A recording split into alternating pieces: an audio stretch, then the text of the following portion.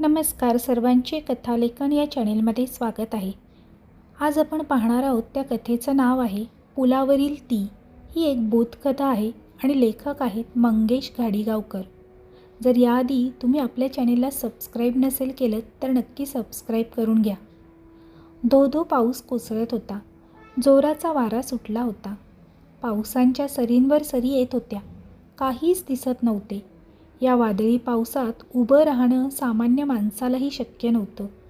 गावाबाहेर कामानिमित्त गेलेले 2 मित्र घरी परतत होते. सांजवेळ होती. गावात जाण्यासाठी एकच पूल होता, पण आता त्यावरूनही पाणी वाहत होते. दोघेही मित्र पावसात पूर्ण भिजून गेले होते. अवस्था फार बिकट होती. जीवाला धोका होता. पाऊस थांबायचं नावच घेत नव्हता. 2 मित्र हताश होऊन पावसाचा जोर कमी होण्याची वाट पाहत होते. नदी तुडुंब भरून वाहत होती. भयानक प्रवाहात लाटा उसळत होत्या. नदीचं लाल पाणी जणू मृत्यूची नदी असल्याचं चित्र उभं करत होती. नदीच्या पुलाजवळच आडोशाला झाडाखाली दोघे एकाच छत्रीत थांबले होते.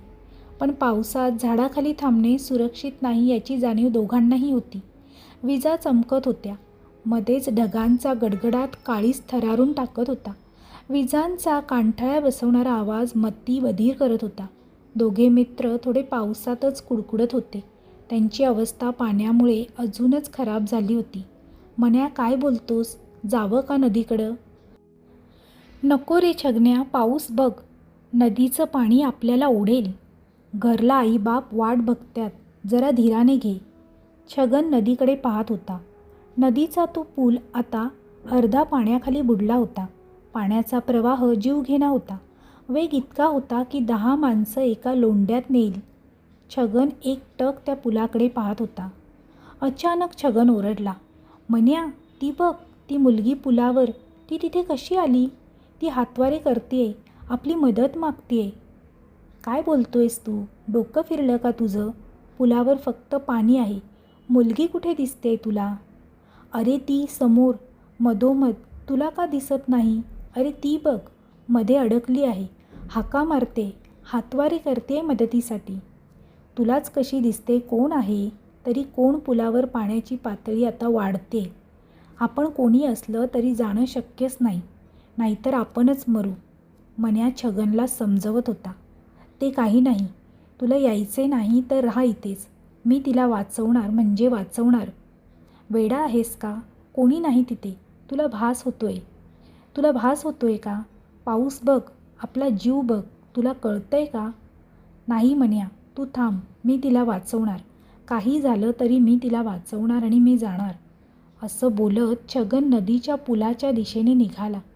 मण्याने त्याचा शर्ट ओढला, पण रागाने त्याने मण्याला ढकललं आणि तो पाण्याने ओसंडून वाहणाऱ्या पुलावर जाऊ लागला.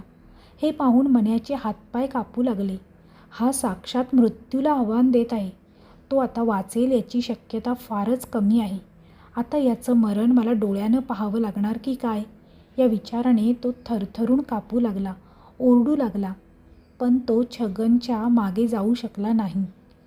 छगन त्याच पुलाकडे मागे न पाहता निघाला. मन्या ओरडून ओरडून थकला. तो हतबलपणे छगनला पाहत होता. छगन आता पुलावर पोचला.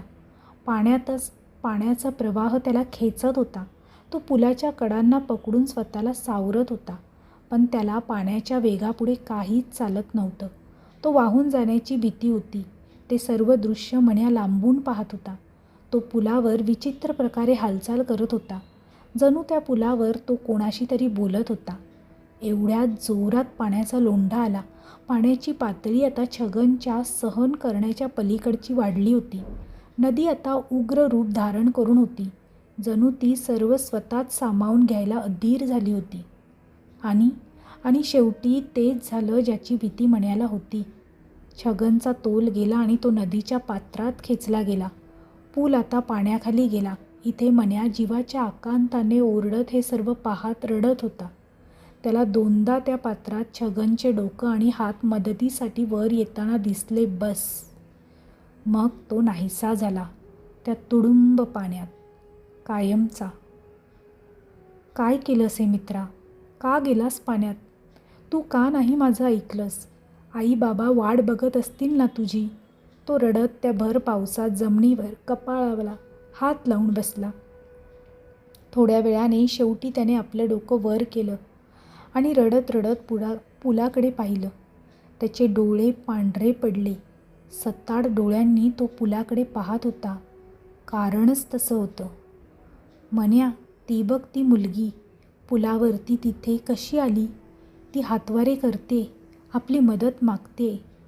पुलाकडे बघत मण्याला छगनचे ते शेवटचे शब्द आठवले आणि ती खरंच त्या पुलावर होती.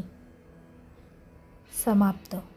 तर मित्रमंडळींनो, कथेच्या निमित्ताने मला तुम्हाला विनंती करतो की पावसाच्या दिवसात नदी, धबधबे इथे पिकनिकला कुठेही जरी जात असला तरी सेल्फी तसेच इतरही स्टंटबाजी करण्याचा मोह टाळा.